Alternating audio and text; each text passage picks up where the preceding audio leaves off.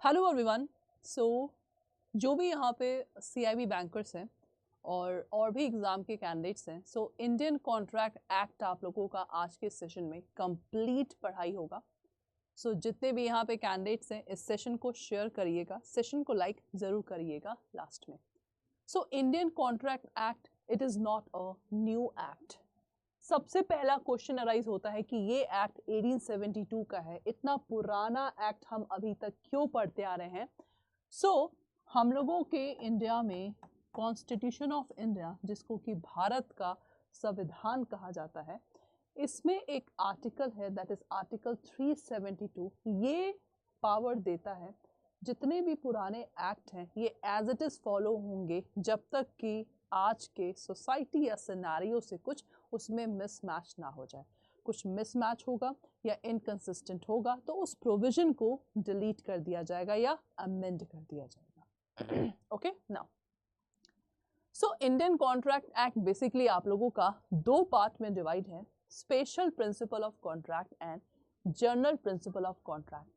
तो इन दोनों पार्ट को पढ़ने से पहले हम समझेंगे क्या कॉन्ट्रैक्ट कोई नया वर्ड है या इसको हम जानते हैं। तो देखिए क्लास, आपके सामने यहाँ पे एक फादर और डॉटर है, ठीक है। ये फादर है एंड डॉटर इज देयर। तो फादर ने डॉटर से बोला कि अगर तुमने CIB का एग्जाम क्रैक कर लिया, because she is the banker, bank में PO है, तो पापा ने बोला कि अगर तुमने बैंक में CIB का एग्जाम क्रैक कर लिया तो मैं तुम्हें एक बढ़िया सी BMW गाड़ी दूंगा। भाई बेटी ने क्या किया, एग्जाम को फर्स्ट और सिंगल अटेम्प्ट में क्रैक कर लिया, अड्डा 24/7 के पेड कोर्स में एंट्री करके। अब बेटी ने जब बोला कि पापा मेरा कार कहाँ है, तो यहाँ पे क्लास पापा ने क्या किया था, पापा ने कुछ ऑफर किया था, बेटी ने ऑफर को एक्सेप्ट भी किया, ठीक है, और ये एक प्रॉमिस भी बना था, लेकिन प्रॉमिस ये टूट गया। एक गाना सुना है ना, जो वादा किया निभाना पड़ेगा, बट यहाँ पे फादर ने अपना वादा नहीं निभाया। दूसरा एग्जाम्पल, अभी सारे एग्जाम्पल को अच्छे से सुनते रहिएगा। दूसरा एग्जाम्पल है first day first show Pushpa 2 movie लगा और यहाँ पे निकिता मैम ने क्या किया, मूवी देखने गई मूवी थिएटर में, तो मूवी थिएटर ने भाई मूवी देखने को दिया और इस थिएटर का प्राइस क्या था, 1000 रुपये आपका प्राइस था टिकट का। तो मैम ने प्राइस दिया उस टिकट का और मूवी देखा 3 घंटे का, बहुत बढ़िया मूवी लगी, ठीक है। तो यहाँ भी क्या है, ऑफर हुआ, एक्सेप्टेंस हुआ, प्रॉमिस फुलफिल हुआ, ठीक है। अच्छा जी, नेक्स्ट एग्जाम्पल मैं बैंक का लूंगी। बैंक में क्या किया है, निकिता मैम ने अपने गोल्ड को डिपॉजिट करके रखा। बैंक में मैंने क्या किया, गोल्ड को डिपॉजिट करके रखा। तो जब गोल्ड डिपॉजिट होता है बैंक में, राइट, तो यहाँ पे एक ट्रांजैक्शन हो रहा है बैंक और कस्टमर में, एक रिलेशनशिप क्रिएट हो रहा है। उस रिलेशनशिप का नाम क्या होता है, दिस इज कॉल्ड बेलमेंट। तो यहाँ भी ऑफर एक्सेप्टेंस आप लोग का कंप्लीट हुआ, ठीक है। चौथा एग्जाम्पल, मैंने बैंक से लोन लिया, तो बैंक तभी लोन देगा जब मैं उस बैंक की कस्टमर हूँ। मैंने लोन लिया और इंटरेस्ट के साथ मुझे लोन को चुकाना है। तो इन सारे एग्जाम्पल में क्या चीज कॉमन है, आप लोग बता सकते हैं क्या चीज कॉमन है? या सारे एग्जाम्पल में ना एक पार्टी आप देख रहे हैं, एक पार्टी ने ऑफर किया, ठीक है। मान लीजिए मैं यहाँ पे एग्जाम्पल लेती हूँ मूवी थिएटर का, तो मैंने बोला कि भैया मुझे पुष्पा 2 मूवी देखनी है, तो यहाँ पे ऑफर हुआ सबसे पहला, ठीक है। अब ऑफर के बाद मूवी थिएटर वाले ने क्या किया, उसको एक्सेप्ट किया, ठीक है मैम ये रहा मूवी। तो जब ऑफर एक्सेप्टेंस मिलता है ना, इसे कहते हैं प्रॉमिस। तो हर एग्जाम्पल में आपने देखा प्रॉमिस तक हुआ, राइट। अच्छा, एक वर्ड आता है कंसिडरेशन। तो कंसिडरेशन का मतलब क्या होता है, पहले ध्यान से सुनिए। कंसिडरेशन का मतलब होता है समथिंग फॉर समथिंग। क्या बोला मैंने, consideration means something for something, मतलब कुछ के बदले कुछ। तो सारे एग्जाम्पल में जैसे पहला एग्जाम्पल फादर डॉटर का था, तो फादर की तरफ से तो कार्ड था लेकिन बेटी की तरफ से कुछ भी नहीं था। कंसिडरेशन क्या था? वो तो एग्जाम क्रैक करना था, एग्जाम क्रैक करके बेटी को ही तो फायदा होता, इंक्रीमेंट उसी का तो होता। ठीक है, पुष्पा मूवी में मैं टिकट दिया मूवी देखने, दोनों तरफ से कंसिडरेशन। बैंक लोन में लोन मिला, मेरा बेनिफिट, इंटरेस्ट के साथ बैंक को बेनिफिट। ठीक है, गोल्ड में मैंने गोल्ड को डिपॉजिट किया सेफ्टी पर्पस से, तो safety purpose is a consideration. तो सारे एग्जाम्पल में एक्सेप्ट डॉटर एंड फादर वाले एग्जाम्पल में आपका कंसिडरेशन छुपा है। तो जब इसी कंसिडरेशन जब प्रॉमिस से मिलता है, दैट इज कॉल्ड एग्रीमेंट। और याद रखिएगा आपको हमेशा लीगल एग्रीमेंट ही करना है। तो डॉटर और फादर वाला एग्जाम्पल को छोड़ के बाकी सारे एग्जाम्पल आप लोग के लीगल एग्रीमेंट हैं। तो लीगल एग्रीमेंट किसे कहते हैं? जब प्रॉमिस में कंसिडरेशन मिलता है, दैट इज कॉल्ड एग्रीमेंट। और जब एग्रीमेंट में लॉ एनफोर्स होता है, लॉ एनफोर्स का मतलब होता है any party have right, any party have right, okay, to enforce his right in court of law, in court of law। ठीक है, so law enforceability is this one, और इसी को बोलते हैं कॉन्ट्रैक्ट। तो guys offer plus acceptance is equal to promise.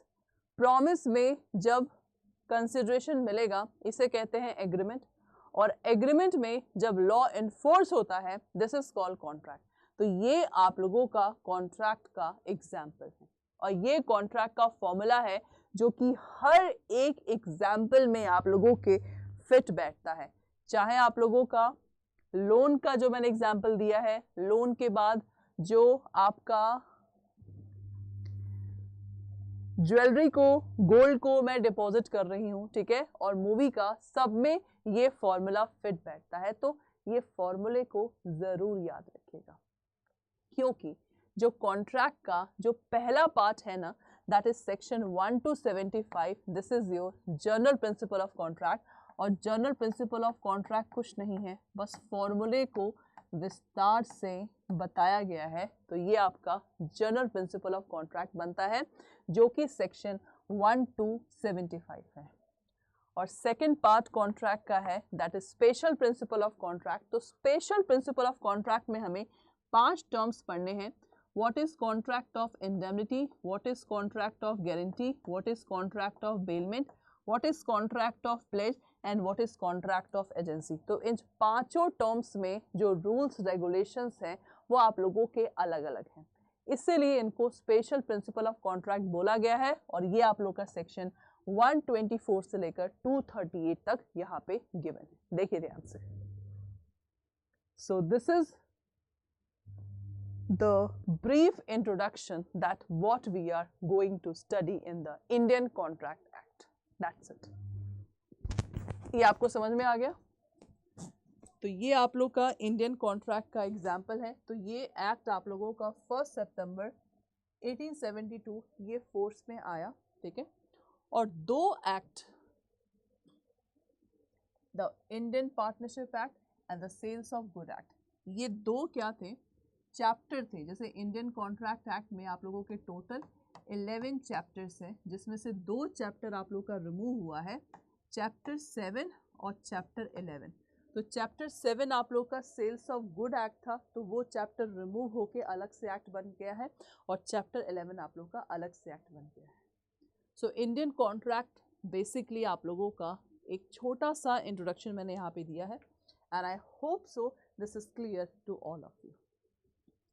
अब मैं इसी को विस्तार से पढ़ाऊंगी कि जनरल प्रिंसिपल ऑफ कॉन्ट्रैक्ट क्या है और स्पेशल प्रिंसिपल ऑफ कॉन्ट्रैक्ट क्या है। सो जितने भी यहाँ पे स्टूडेंट्स हैं सेशन को प्लीज़ बताइएगा, कोई भी डाउट हो प्लीज़ आप लोग डाउट्स को पूछ सकते हैं। अब देखिए यहाँ पे मैंने कॉन्ट्रैक्ट आपको क्या बताया था? कॉन्ट्रैक्ट मैंने बोला था contract is equal to agreement plus enforceability by law. और एग्रीमेंट हमने क्या पढ़ा? एग्रीमेंट हम लोगों ने पढ़ा है offer plus acceptance is equal to promise, promise plus consideration is equal to agreement. ठीक है, तो शॉर्ट फॉर्म में मैंने सिर्फ एग्रीमेंट लिखा है प्लस इन्फोर्सिबिलिटी बाय लॉ। तो जो कॉन्ट्रैक्ट का डेफिनेशन है ना आप लोग का, सेक्शन 2 क्लॉज H में ऑफ इंडियन कॉन्ट्रैक्ट गिवन है, an agreement enforceable by law. अब देखो, अगर हम लॉ की लैंग्वेज को पढ़ेंगे that agreement enforceable by law, तो आपको कॉन्सेप्ट क्लियर होगा नहीं। तो क्लास कॉन्ट्रैक्ट ना हर जगह है। कॉन्ट्रैक्ट आप रेस्टोरेंट में खाना खाने जाओ, आप मूवी देखने जाओ, आप ऑनलाइन शॉपिंग करिए, आप अपने बैंक में जॉब कर रहे हैं, आप कोई किराने के शॉप में सामान खरीद रहे हैं, आप रेलवे टिकट बुक कर रहे हैं, फ्लाइट का टिकट बुक कर रहे हैं, हर जगह कॉन्ट्रैक्ट है। आप सर्कस में सर्कस देखने जा रहे हैं, तो कॉन्ट्रैक्ट कोई नया टर्म नहीं है। कॉन्ट्रैक्ट एक ऐसा एक्ट है ना जो प्रैक्टिकली हम इस चीज़ को फेस करते हैं। कॉन्ट्रैक्ट पढ़ने के बाद मैं आपको बताऊंगी कि बैंकर्स कॉन्ट्रैक्ट में कैसे इन्वॉल्व होते हैं। तो इससे पहले हमें कॉन्ट्रैक्ट का एक विस्तार से मीनिंग समझना है। तो कॉन्ट्रैक्ट का जो क्लियर डेफिनेशन, फुल डेफिनेशन है, वो आप लोग के सेक्शन 10 में गिवन है। तो सेक्शन 10 क्या बोलता है देखिए ध्यान से। सेक्शन 10 बोलता है कॉन्ट्रैक्ट हमेशा वैलिड होना चाहिए। वैलिड का मतलब, सपोज देखिए कॉन्ट्रैक्ट में मिनिमम 2 पार्टीज तो होनी चाहिए। तो 2 पार्टीज जो कॉन्ट्रैक्ट करती है ना, कॉन्ट्रैक्ट फ्री कंसेंट, भाई बिना किसी के दबाव के कॉन्ट्रैक्ट आपको करना है। कॉम्पिटेंट टू कॉन्ट्रैक्ट, कॉम्पिटेंट का मतलब होता है केपेबल, मतलब जो भी पार्टीज कॉन्ट्रैक्ट में इन्वॉल्व हो रही है they can understand what is right what is wrong. Contract में लॉफुल कंसिडरेशन होना चाहिए। So consideration is basically something for something. ठीक है, कॉन्ट्रैक्ट में लॉफुल ऑब्जेक्ट होना चाहिए। ठीक है, और कॉन्ट्रैक्ट आपका वॉइड नहीं होना चाहिए। वॉइड का मतलब होता है null, no existence, this is called void. ठीक है, तो ये आप लोग के एसेंशियल पॉइंट्स है। और सेक्शन 10 को याद रखिएगा। Section 10 of Indian contract act is known as the backbone of Indian contract act.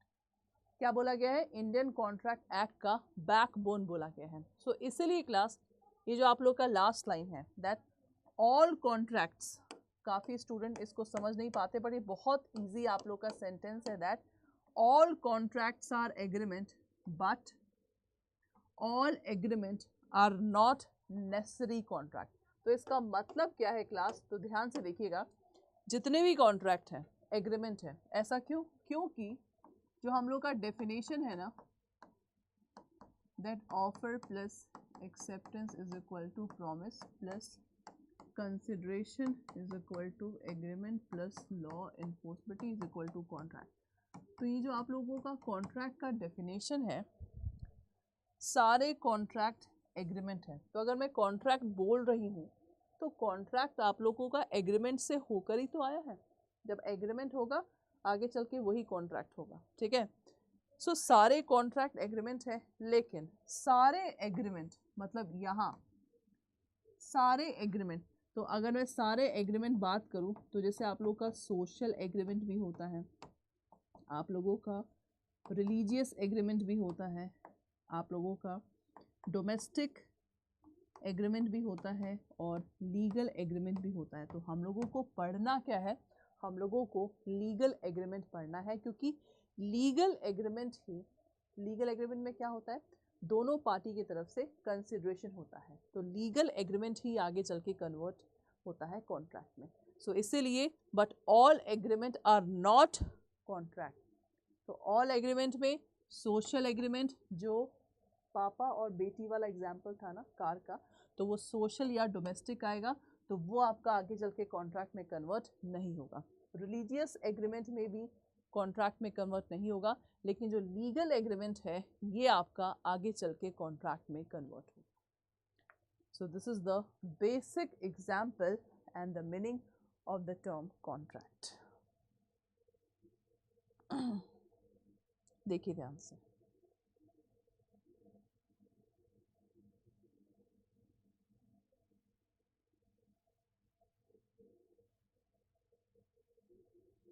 is that okay? Done class?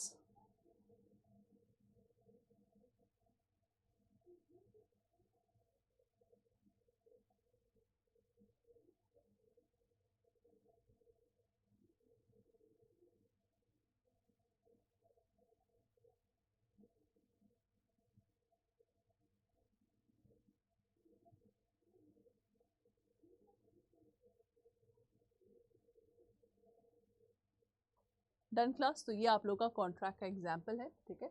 So contract में कुछ कुछ फेमस केसेस हैं जो कि लैंडमार्क केस होते हैं। लैंडमार्क केस का मतलब है जिनको, जो इतिहास रचते हैं, जिनको जाना जाता है, ठीक है। तो जैसे सबसे पहले आप लोग का बैल्फर वर्सेस बैल्फर है, इसको याद करने का ट्रिक मैं बोलती हूँ हस्बैंड एंड वाइफ।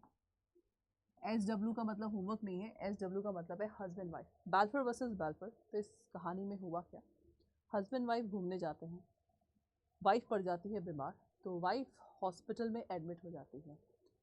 हस्बैंड बोलता है कि भाई मुझे तो छुट्टी 1 ही हफ्ते का था, मुझे अपने वहाँ पे जाना पड़ेगा बिकॉज ऑफ वर्क। तो हस्बैंड डॉक्टर से बोलता है कि मैं हर मंथ अपनी वाइफ को पे करूँगा जब तक एडमिट है। हस्बैंड चला जाता है जहाँ पे काम करता है। जब बारी आती है पैसे की तो हस्बैंड सिर्फ 2 महीना पे करता है, फिर दोनों में डिस्प्यूट अराइज हो जाता है हस्बैंड वाइफ में। तो हस्बैंड पे करना बंद कर देता है, वाइफ को आता है गुस्सा, वाइफ कर देती है कंप्लेन, केस कोर्ट में कर देती है। तो आपको बताइए क्या लगता है, हस्बैंड वाइफ प्रॉमिस किया है, वो वादा पूरा नहीं किया, राइट। तो कोर्ट क्या बोलता है, यार हस्बैंड वाइफ में प्रॉमिसेस तो होते ही रहते हैं और प्रॉमिसेस तो तोड़ने के लिए ही होते हैं, राइट ना। तो इस केस में कोर्ट ने बोला कि जो हस्बैंड वाइफ के मैटर होते हैं उसमें कोई लीगल रिलेशनशिप नहीं होता है।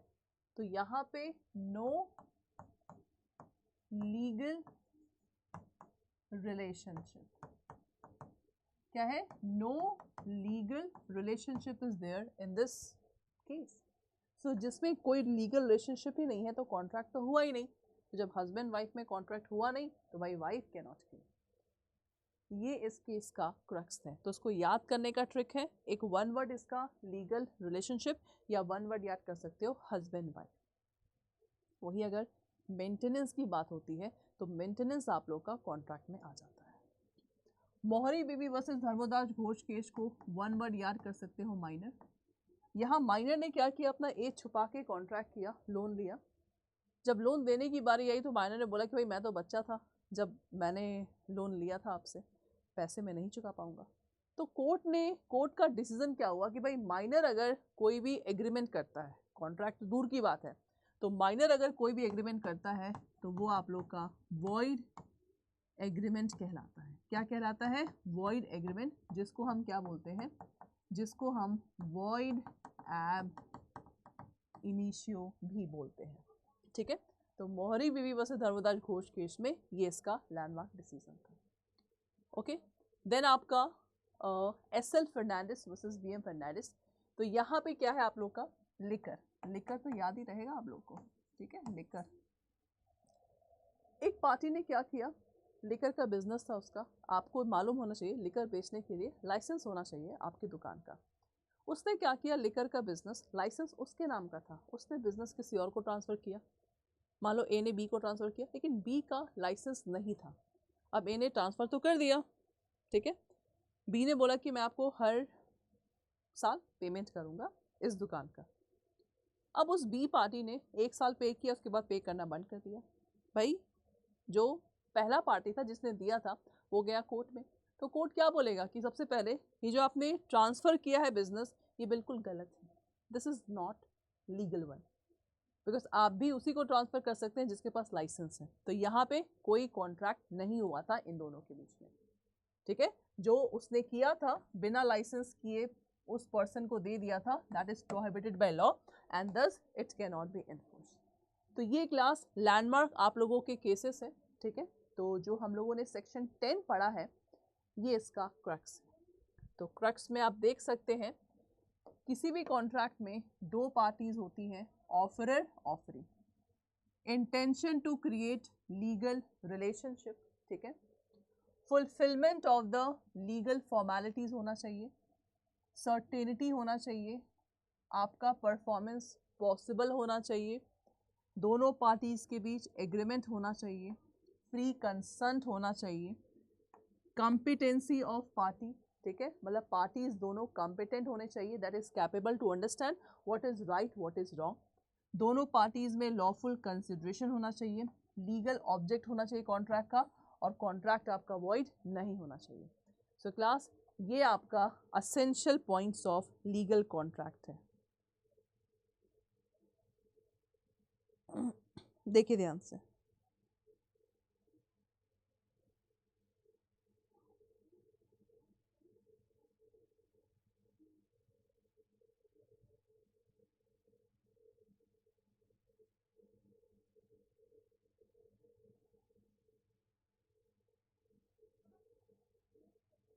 Is that okay?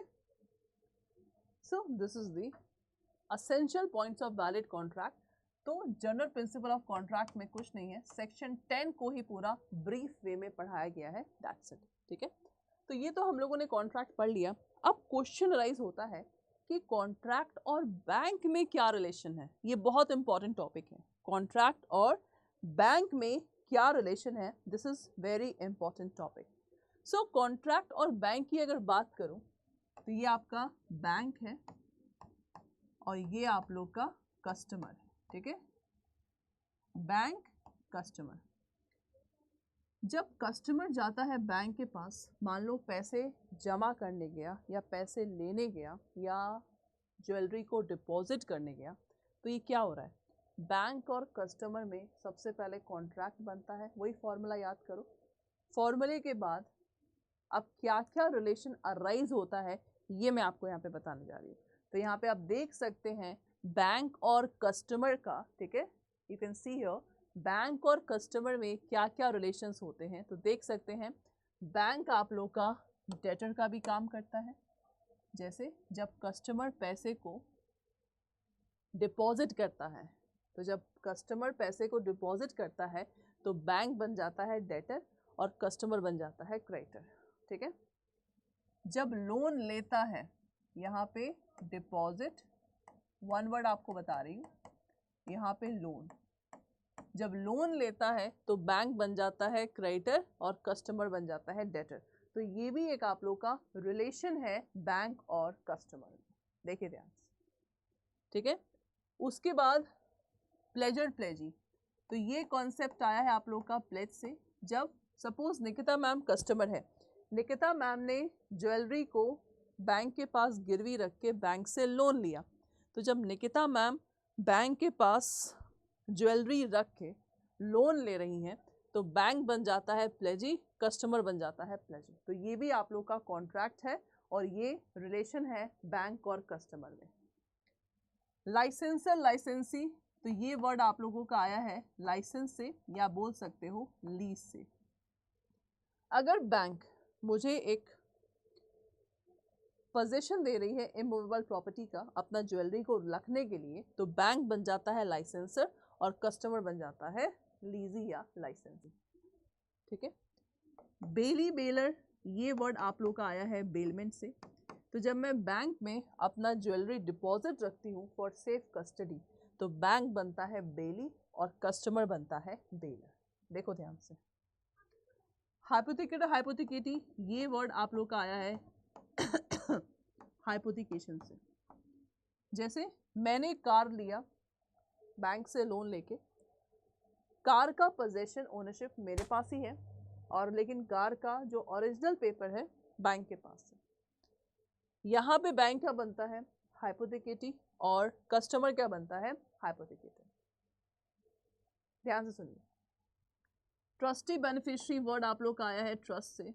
तो यहाँ पे क्लास अगर मैं बात करूँ, मान लीजिए मैंने कोई सिक्योरिटी बैंक के पास रखा है, तो बैंक मेरे सिक्योरिटी को सेफ रख रहा है, तो बैंक बन जाता है ट्रस्टी और कस्टमर बन जाता है बेनिफिशियरी, बिकॉज बेनिफिट किसका हो रहा है, कस्टमर का हो रहा है। एजेंट प्रिंसिपल में मान लीजिए ये आपका कॉन्ट्रैक्ट ऑफ एजेंसी का टॉपिक है। मान लीजिए अगर एजेंट, तो मान लीजिए अगर कोई कस्टमर बैंक को चेक पे कर रहा है, तो बैंक क्या करेगा, चेक को डिपॉजिट करके पैसे अकाउंट में भेजेगा।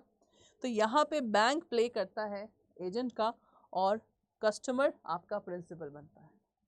और बैंक कभी कभार एडवाइजर का भी रोल करता है और क्लाइंट का भी रोल करता है। सो क्लास, ये आपका बैंक और कस्टमर का रिलेशनशिप है और मैंने आपको वो वर्ड्स बताए हैं जिस वर्ड से ये आपके रिलेशनशिप अराइज होते हैं। सो इट मीन्स जो कॉन्ट्रैक्ट का जितना भी फॉर्मूला मैंने आपको पढ़ाया, ये सारा फॉर्मूला बैंक और कस्टमर के इस एग्जाम्पल में आ रहा है।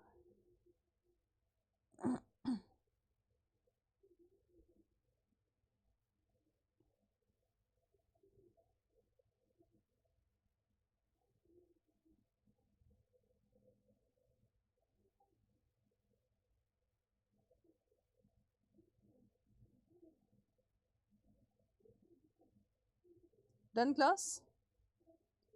तो ये आप लोगों का यहाँ पे सिंपल सा बैंक और कस्टमर के बीच रिलेशनशिप है। सो क्लास यहाँ पे हम लोगों ने जनरल प्रिंसिपल ऑफ कॉन्ट्रैक्ट को यहाँ पे पूरा फिनिश किया है एंड आई होप सो ये सारे टर्म्स आप लोगों को समझ में आ गए होंगे। अब हमें पढ़ना है स्पेशल प्रिंसिपल ऑफ कॉन्ट्रैक्ट। तो सबसे पहला क्वेश्चन है कि इसको स्पेशल क्यों बोला जाता है? Why it is called special principle of contract? क्योंकि क्लास सपोज अगर मैंने आप लोग को पढ़ाया इंडेमनिटी,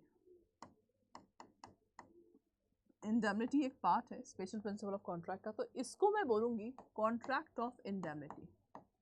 तो जब मैं कॉन्ट्रैक्ट ऑफ इंडेमनिटी बोल रही हूँ तो कॉन्ट्रैक्ट ऑफ इंडेमनिटी का मतलब है जो मैंने अभी पढ़ाया आपको, ठीक है, that is general principle of contract. तो जनरल प्रिंसिपल ऑफ कॉन्ट्रैक्ट के सारे टर्म्स इस कॉन्ट्रैक्ट में हो रहे हैं, यानी कि ये वैलिड है। तो मैं आपको वैलिड कॉन्ट्रैक्ट ऑफ इंडेमनिटी पढ़ा रही हूँ। इसी तरह valid contract of guarantee, valid contract of agency, valid contract of pledge, valid contract of bailment. तो इसमें सिर्फ 5 ही कॉन्सेप्ट हैं जो कि हमें पढ़ना है, जो कि एग्जामिनेशन पॉइंट ऑफ व्यू से आप लोग का इंपॉर्टेंट होता है। Is that okay?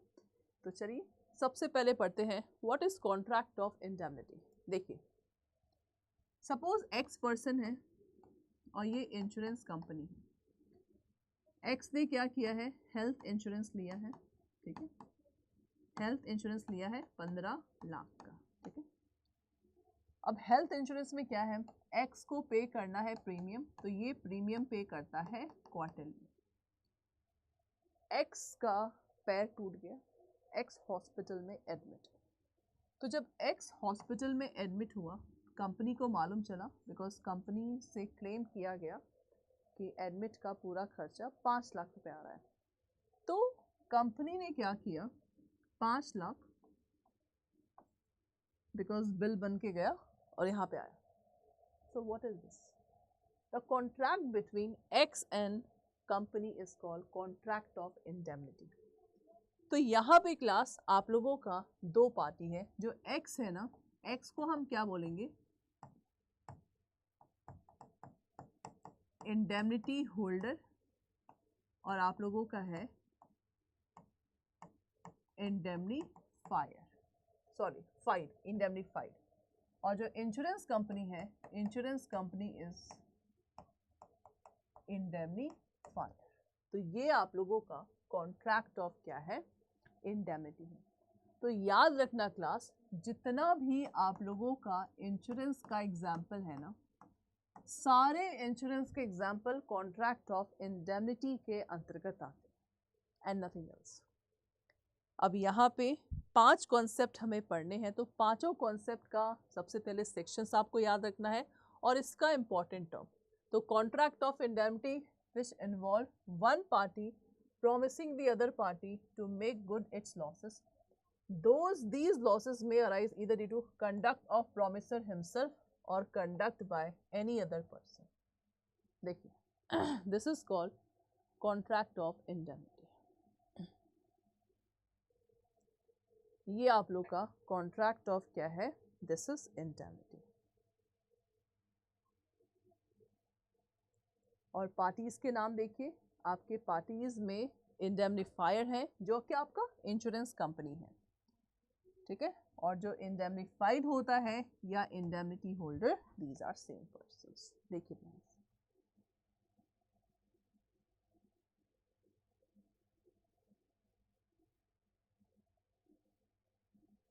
Okay, so this is the exact one. Okay class, I hope so this is clear to all of you. Done.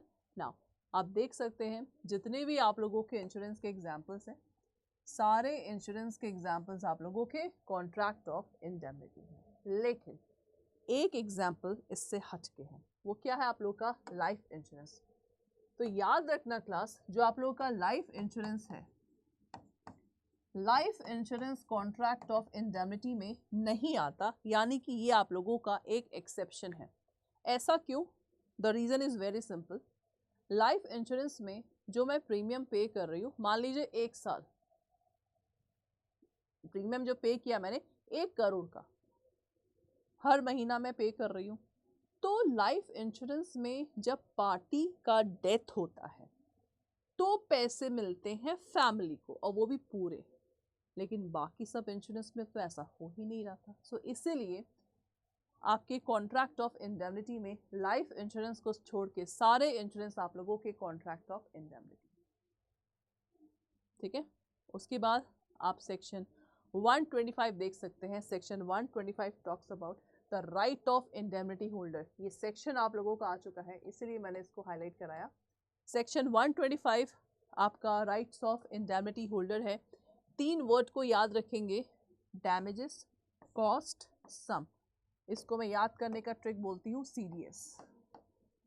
C से कॉस्ट, D से damages, S से sums. यानी जो भी डैमेजेस, जो भी सम, जो भी कॉस्ट इंडेमनिटी होल्डर ने पे किया है, वो सब चीज़ का डिमांड वो इंडेमनिफायर से कर सकता है। तो ये आपका राइट ऑफ इंडेमनिटी होल्डर है। देखिए ध्यान से।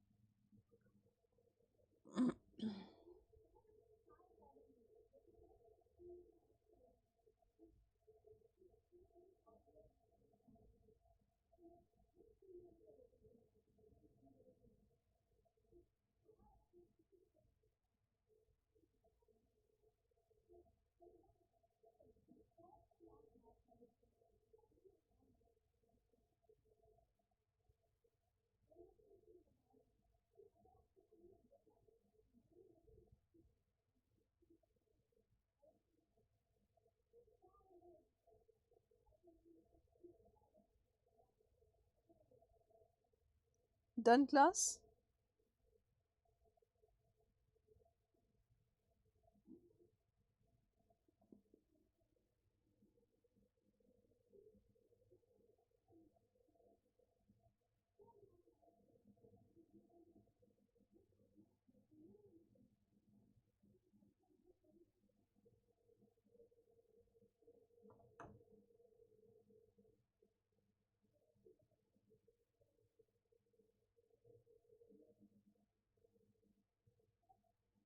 ओके, चलिए नेक्स्ट आपका है कॉन्ट्रैक्ट ऑफ गारंटी। सो भाई contract of guarantee is basically ये आपका 3 पार्टी से बनता है। सबसे पहला principal, debtor, creditor and guarantor, जिसको कि श्योरिटी भी बोलते हैं। तो यहाँ पे जो प्रिंसिपल डेटर है ये क्या करेगा, क्रेडिटर से पैसे लेता है।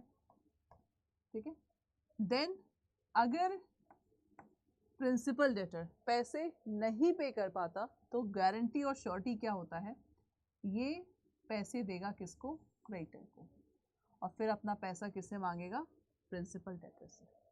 This is called contract of guarantee. तो मैम इसमें बैंक का क्या, अच्छा इंडेमनिटी में बैंक का क्या रोल रहता है? जैसे मान लीजिए फिक्स डिपॉजिट रिसीट अगर गुम हो जाता है, राइट, तो इन इंडेमनिटी जो कस्टमर है वो इंडेमनिटी फायर होता है, और जो बैंक होता है वो इंडेमनिटी होल्डर होता है। ये चीज़ ध्यान रखिएगा। कॉन्ट्रैक्ट ऑफ गारंटी में जो बैंक होता है वो एज अ गारंटर का रोल प्ले करता है।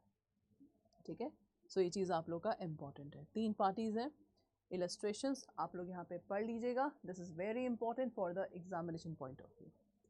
Then class contract of guarantee जो 3 पार्टीज में बन रहा है, याद रखिएगा इन तीनों के बीच आपका वैलिड कॉन्ट्रैक्ट होना चाहिए। तो जब भी मैं आप लोग को वैलिड कॉन्ट्रैक्ट बोलती हूँ तो सेक्शन 10 आप लोग को याद रखना है, this is the valid contract. Okay, now the next is consideration. इसमें क्या है, जो भी आपका प्रिंसिपल डेटर के बेनिफिट के लिए हो रहा है ना, that is a sufficient consideration to the surety. This line is very very much important because we know that in the example of contract of indemnity, right, इसका बेनिफिट क्या है, इसका बेनिफिट ये है कि अगर ये पैसा नहीं पे कर पा रहा तो surety will pay, surety will pay here. This is the sufficient consideration for the principal debtor. देखिए, the benefit of principal debtor is the sufficient consideration the surety for giving the guarantee. Important. Done. Next, continuing guarantee। तो continuing guarantee में क्या है आप लोग का, it's a series of transaction। मतलब जो गारंटर है वो एक ही बार गारंटी नहीं दे रहा, वो बार बार एक्ट का गारंटी दे रहा है। This is called continuing guarantee. और कंटिन्यूइंग गारंटी को रिवोक कैसे किया जाता है? जब गारंटर नोटिस दे देता है तो नोटिस देने के बाद आपका जो कंटिन्यूइंग गारंटी है वो क्या हो जाता है? आपका एंड हो जाता है। देखिए, ठीक है। सो continuing guarantee may at any time revoke by the surety as to the future transaction by notice to the effect. This is the right answer. Done. Now, death of surety. आपको मालूम होना चाहिए जब श्योरिटी आप लोग का death हो जाएगा तो भाई जब एक पार्टी श्योरिटी जिसको मेन काम करना था वही अगर डेथ हो गया तो आपका कॉन्ट्रैक्ट ऑफ गारंटी क्या हो जाता है? कॉन्ट्रैक्ट ऑफ गारंटी आप लोग का एंड हो जाता है। ठीक है, ओके। मान लीजिए कॉन्ट्रैक्ट ऑफ गारंटी में हमने कुछ टर्म्स को चेंज किया और वो चेंज हमने बिना श्योरिटी के कंसर्न के किया है। तो जब हम बिना श्योरिटी के कंसर्न के चेंज करेंगे ना तो याद रखना श्योरिटी का जो लाइबिलिटी होता है वो एंड हो जाएगा। बिकॉज कॉन्ट्रैक्ट ऑफ गारंटी में जब ये ऑलरेडी बना था कि तीनों पार्टी को हर एक चीज़ मालूम होना चाहिए और यहाँ पे आप बिना श्योरिटी के कंसर्न के कॉन्ट्रैक्ट में चेंज कर रहे हैं, so in that case the surety liability will be end. So discharge of surety, this is given here. देखिए ध्यान से, ठीक है। उसके बाद डिस्चार्ज ऑफ प्रिंसिपल डेटर क्या है आप लोग का? डिस्चार्ज ऑफ प्रिंसिपल डेटर मतलब अगर प्रिंसिपल डेटर को ही हमने क्या किया? पिक्चर से हटा दिया। तो जब प्रिंसिपल डेटर को ही हमने कॉन्ट्रैक्ट ऑफ गारंटी से हटा दिया है तो जो श्योरिटी होता है वो अपने आप क्या हो जाता है? उसका भी जो रोल है वो खत्म हो जाता है। देखिए ध्यान से, ये सब टॉपिक आप लोगों के इम्पॉर्टेंट हैं, एग्जामिनेशन पॉइंट ऑफ व्यू से बहुत इम्पॉर्टेंट है और इस एक्ट को पढ़ना मतलब हर एक चीज़ हम लोगों ने कंप्लीट कर दिया। 8 से 10 क्वेश्चन अगर इसमें से आते हैं तो वो सारे क्वेश्चंस आप लोगों के इस सेशन में कवर हो रहे हैं। ठीक है, नेक्स्ट फॉरबिडेंस टू स्यू। तो फॉरबिडेंस टू स्यू का मतलब क्या होता है? That is delay in enforcing the right. जैसे मेरा राइट है रमेश सर के प्रति केस फाइल करने का, बट मैं थोड़ा डिले कर रही हूँ। तो फॉरबिडेंस टू स्यू का मतलब होता है अगर on the part of the creditor to sue the principal debtor, मतलब क्रेडिटर को प्रिंसिपल डेटर को केस फाइल करना है बिकॉज उसने पैसे नहीं दिया। अगर उस चीज में क्रेडिटर डिले कर रहा है तो याद रखना it does not discharge the surety unless party have agreed for such discharge. मतलब जो क्रेडिटर है प्रिंसिपल डेटर पे अगर केस फाइल नहीं कर रहा है इसका ये मतलब नहीं है कि श्योरिटी अपने काम से डिस्चार्ज हो जाएगा। नहीं, श्योरिटी को अपना काम करना ही करना है। सो दिस इज फॉरबिडेंस टू स्यू। तो ये सारे टॉपिक्स आप लोगों के इम्पॉर्टेंट हैं यहाँ पे।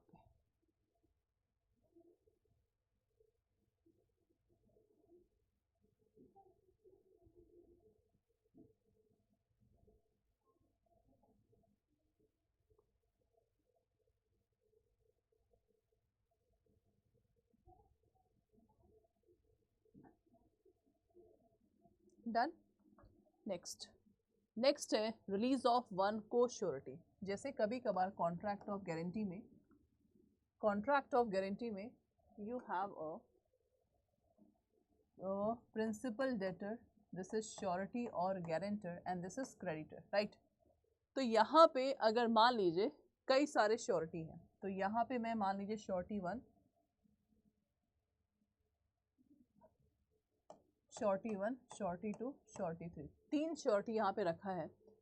तो इस हेडिंग में क्या बोल रहा है? Release by the creditor of one of the surety does not discharge the other. बिल्कुल, अगर कई सारे को श्योरिटी हैं, अगर एक ने अपना काम कंप्लीट कर लिया तो आप लोग बताओ क्या सबका काम कंप्लीट माना जाएगा? नहीं, सबको अपना अपना रोल प्ले करना है तब जाके वो कॉन्ट्रैक्ट से हट सकता है। हो गया। कॉन्ट्रैक्ट ऑफ गारंटी में ये वर्ड बहुत इंपॉर्टेंट है, दैट इज सबरोगेशन। सबरोगेशन का मतलब क्या होता है? सुनिए ध्यान से। जैसे कॉन्ट्रैक्ट ऑफ गारंटी में क्लास हमें मालूम है इन कॉन्ट्रैक्ट ऑफ गारंटी श्योरिटी पे करता है क्रेडिटर को, ठीक है। श्योरिटी ने पे कर दिया प्रिंसिपल डेटर का पैसा। अब श्योरिटी अपना पैसा कहाँ से मांगेगा? श्योरिटी अपना पैसा मांगेगा प्रिंसिपल डेटर से। तो जब श्योरिटी अपना पैसा मांगता है प्रिंसिपल डेटर से, दिस इज कॉल्ड सब्रोगेशन। तो ये वर्ड आप लोग का बहुत इंपॉर्टेंट है। So subrogation is the right of surety to recover his money from the principal debtor on settlement of liabilities of principal debtor with the creditor। देखिए ध्यान से, दिस इज इंपॉर्टेंट। ये वर्ड आप लोगों का बहुत इंपॉर्टेंट है, सब्रोगेशन। ठीक है, उसके बाद सिक्योरिटी। जो सिक्योरिटी प्रिंसिपल डेटर ने क्रेडिटर को दिया होता है, तो जब गारंटर पैसा दे देता है तो वो सिक्योरिटी वापस ला सकता है। This is this paragraph. बहुत सिंपल में, सिंपल लैंग्वेज में मैंने लॉ को समझाने का कोशिश किया है, and I hope so you people can easily understand. उसके बाद आप लोग के जो बैंक के गारंटीज होते हैं, मतलब जो हमने गारंटी टॉपिक पढ़ा है, बैंकिंग पॉइंट ऑफ व्यू से देखा जाए तो फाइनेंशियल गारंटी क्या है। मान लीजिए एक्स है, टैक्स डिपार्टमेंट का छापा पड़ा बिकॉज एक्स को 1 करोड़ देना है और एक्स टाइम पे टैक्स नहीं दे पाया। जब टैक्स डिपार्टमेंट का छापा पड़ा, एक्स ने 6 मंथ का और टाइम मांगा कि सर मुझे 6 मंथ और टाइम दे दीजिए, मैं पक्का से 1 करोड़ दे दूंगा। टैक्स डिपार्टमेंट बोला कि अब हमें भरोसा नहीं है, हमें कोई गारंटर ला के दो। तो एक्स गया बैंक के पास। सो क्लास, ये जो बैंक है, बैंक क्या कर रहा है, इस 1 करोड़ का गारंटी ले रहा है कि अगर 1 करोड़ एक्स नहीं चुका पाया, बैंक विल पे।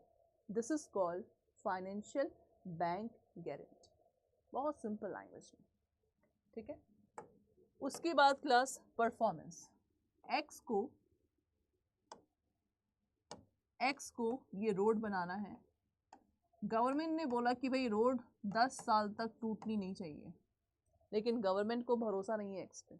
टूट गई तो तुम दोगे, पे करोगे? तो एक्स गया बैंक के पास। तो बैंक क्या कर रहा है, बैंक इस रोड अगर टूटा तो भरपाई कौन करेगा, बैंक करेगा। This is called performance bank guarantee. मतलब परफॉर्मेंस के बेस पे बैंक ने गारंटी लिया है। अब डिफर्ड पेमेंट, एक्स वाई से सामान मंगाया, एक्स ने पैसा 4 इंस्टॉलमेंट में वाई को पे करना है, लेकिन इस इंस्टॉलमेंट का भरोसा नहीं है। तो एक्स गया बैंक के पास। तो बैंक क्या कर रहा है, इस इंस्टॉलमेंट का गारंटी ले रहा है। This is called deferred payment bank guarantee. तो ये आप लोगों के 3 टाइप के बैंक गारंटी है। Financial on the basis of finance, performance के बेस्ड पे, और ये आप लोग का डिफर्ड पेमेंट यहाँ। सो this is the right answer. ठीक है, तो ये आप लोग के टाइप्स ऑफ क्या है, बैंक गारंटी है, that is important. Okay, now the next one is bailment. Bailment क्या है? बेलमेंट इज बेसिकली, जैसे सिंपल एग्जांपल, निकिता मैम ने ज्वेलरी को सेफ्टी पर्पस से बैंक के पास डिपॉजिट किया। ठीक है, बैंक इसका चार्ज लेगा, मैं चार्ज दूंगी। मेरा ज्वेलरी अब सेफ्टी कस्टडी में है। Nikita ma'am is bailor, bank is bailee. This is called contract of bailment. तो बेलमेंट में हम एक पर्सन सामान का डिलीवरी करता है फॉर सम पर्पस, और जब पर्पस कंप्लीट हो जाता है सामान को वापस दे देता है। तो यही आप लोग का क्या है, कॉन्ट्रैक्ट ऑफ बेलमेंट है। So bailment is the delivery of goods by one person to another for purpose upon a contract. When the purpose is accomplished, goods shall be returned back and disposed of according to the direction of the person delivering them। देखिए sir, so ये आप लोग का contract of क्या है, this is bailment.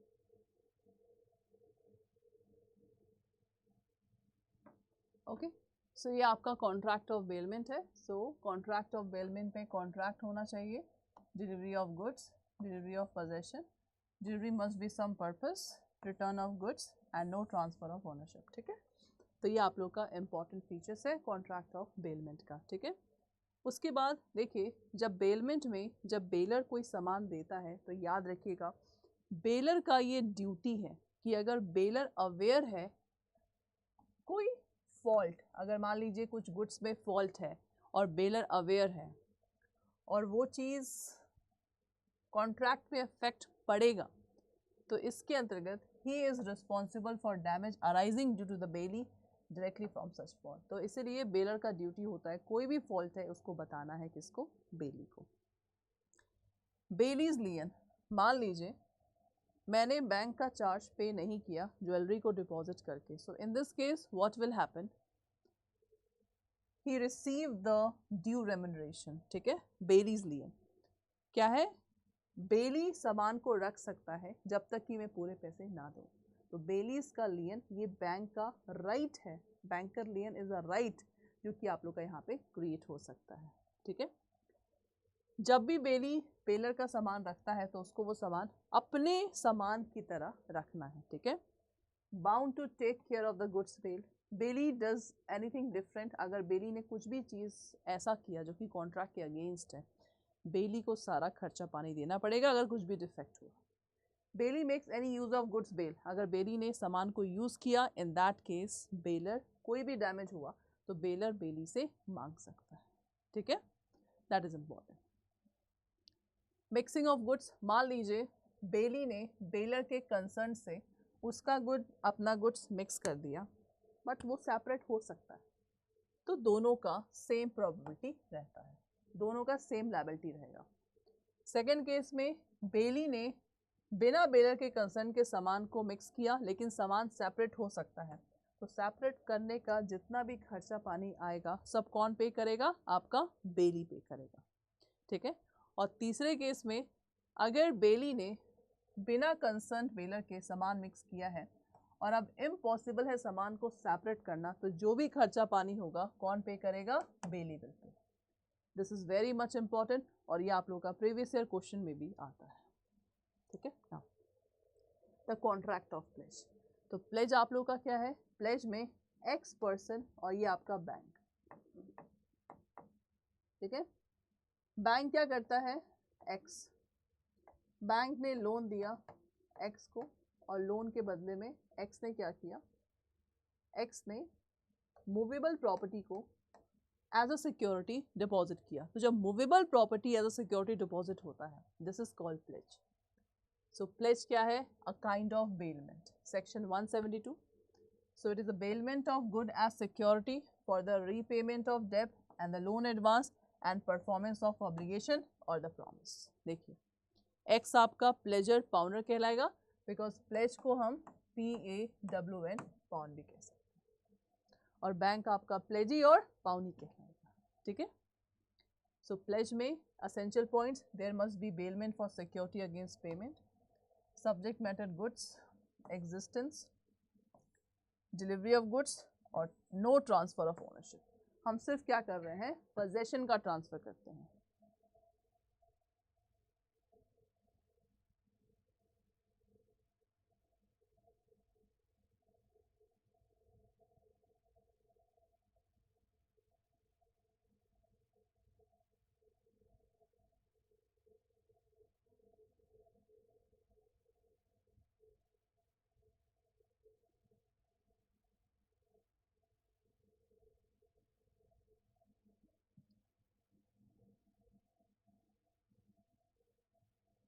Done class, तो ये आप लोग का प्लेज का डेफिनेशन है। अब आप लोग का कॉन्ट्रैक्ट में स्पेशल प्रिंसिपल ऑफ कॉन्ट्रैक्ट में लास्ट कॉन्सेप्ट है contract of agency. So contract of agency में बेसिकली आप लोगों की दो पार्टीज होती हैं। ठीक है, एक आप लोग का प्रिंसिपल है और एक आप लोगों का एजेंट है। ठीक है, so in this case class see जो एक्चुअल कॉन्ट्रैक्ट है वो हमेशा एजेंट करता है, एक्चुअल कॉन्ट्रैक्ट है वो कौन करता है, हमेशा एजेंट करता है। लेकिन ऐसा माना जाता है कि प्रिंसिपल ने कॉन्ट्रैक्ट किया, क्योंकि जो एजेंट है वो हमेशा रूल्स डायरेक्शंस किसके फॉलो करेगा, प्रिंसिपल के फॉलो करेगा, ठीक है। तो ये आपका, so the relationship between principal and the agent is called contract of agents. जैसे बैंक में कई सारे एजेंट बैंक के बिहाफ पे काम करते हैं, तो इसके अंतर्गत अगर कोई भी आपका एक्ट होता है, ठीक है, तो इसके अंतर्गत who is responsible, principal is responsible. कोई भी रॉन्गफुल एक्ट होता है, ठीक है, तो सेक्शन 182 एजेंट प्रिंसिपल का definition. So contract of agency is basically created when the right is given to the person who represent the principal in dealing with a third person and to do something for the principal. Principal आपका competent होना चाहिए, agent भी competent होना चाहिए, और consideration is not necessary, because जो agent होते हैं आप लोगों के वो या तो सैलरी बेस्ड पे या तो आपके कमीशन बेस्ड पे अपॉइंट होते हैं, ठीक है। तो फर्स्ट रूल देख सकते हैं, a person can do personally can also be achieve through the agent, and second rule, he who does an act through another does it himself. ये आपका रूल ऑफ एजेंसी है। उसके बाद टाइप्स ऑफ एजेंट में single special agent जो कि आप लोगों का स्पेसिफिक सिंगल एक्ट करते हैं, जर्नल एजेंट जो आप लोगों का कई सारे एक्ट करते हैं, ठीक है। तो ये आप लोगों के टाइप्स ऑफ एजेंट है, यहाँ पे आप लोग देख सकते हैं। Okay, so that's all for today's class and I hope so you people understand the session. Thank you so much.